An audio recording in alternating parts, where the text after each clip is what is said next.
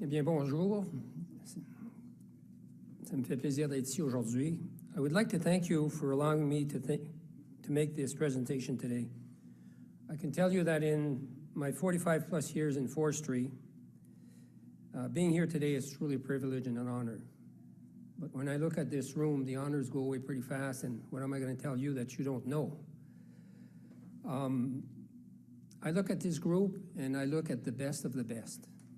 I say that because Canada was a leader right in the 50s, 60s, 70s. We were the world leader. In the 1980s, our industry started to collapse. It happened everywhere. In Ontario, I remember when I started working, there was some 21 pulp and paper mills, and now there's 3, and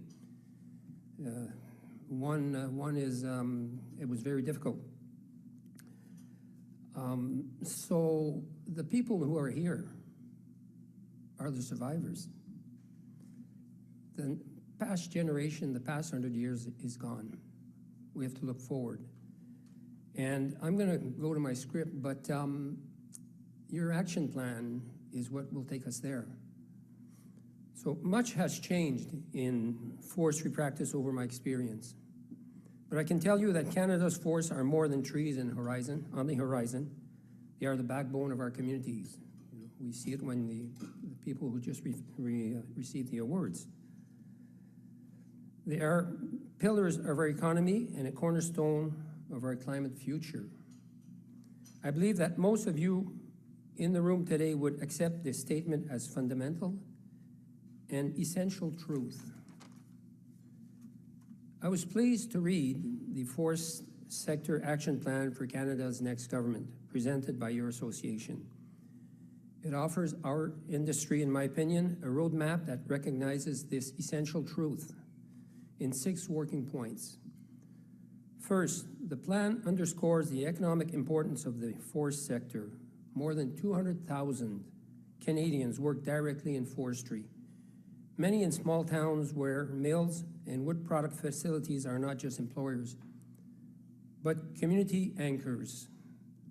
By prioritizing competitiveness and investment, the plan aims to keep the communities vibrant, ensuring that future generations can continue to build livelihood around sustainable forestry. And I want to add here, like, every industry is important, but when you talk of aluminum, you talk of Saguenay. When you talk of steel, you talk of Sault Ste. Marie, Hamilton, automotive, Southern Ontario. When you talk of forestry, you talk of all of Canada. You talk of every single village, every single town that has a sawmill, a contractor. We have to take our place back in this country. Second, the action plan emphasizes on innovation. The forest sector today is not only about lumber and paper. It is about advanced wood product, biofuels, and new biochemicals that can replace plastics and many kinds of carbon-intensive materials. With the right policies, Canada can position itself as a global leader in this emerging bioeconomy.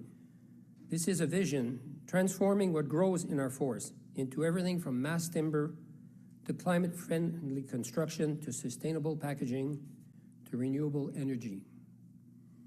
Third, your plan speaks directly to climate solutions. Canada's managed forests and the products we make from them already represent one of our country's greatest tools in the fight against climate change. Wood stores carbon for life of the product, and sustainably harvested forests make room for new growth that captures even more carbon. The plan calls on government to recognize this natural advantage and build it into our carbon policies so that our forests are not only protected but also fully valued as part of the solution. Your fourth point, the plan addresses the urgent need to strengthen our workforce. We all know the challenges of labor shortage, especially in rural and northern regions in our country. By proposing new immigration pathways, training support, mobility incentives, the plan offers ways to bring more young people, newcomers, and skilled trades into forestry. At the same time, it highlights the need to create stable long-term employment in communities that often feel left behind.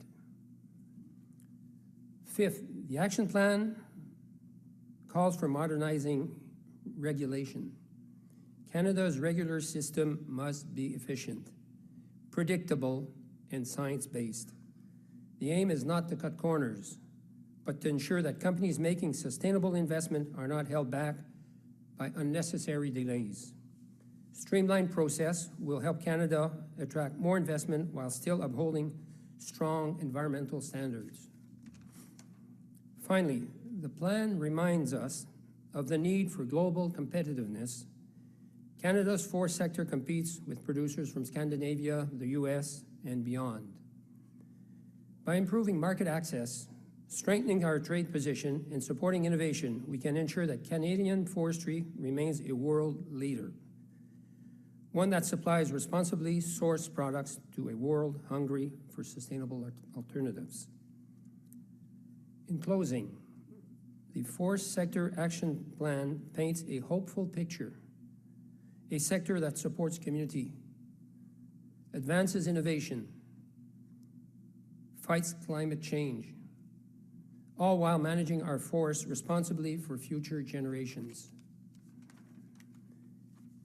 It is a vision of forestry, not an industry of the past, but as a foundation for Canada's sustainable future. I encourage you, as captains of industry, to adopt this framework and work together in turning these criteria into concrete action plans for the betterment of Canada and the world. It's your time. Thank you.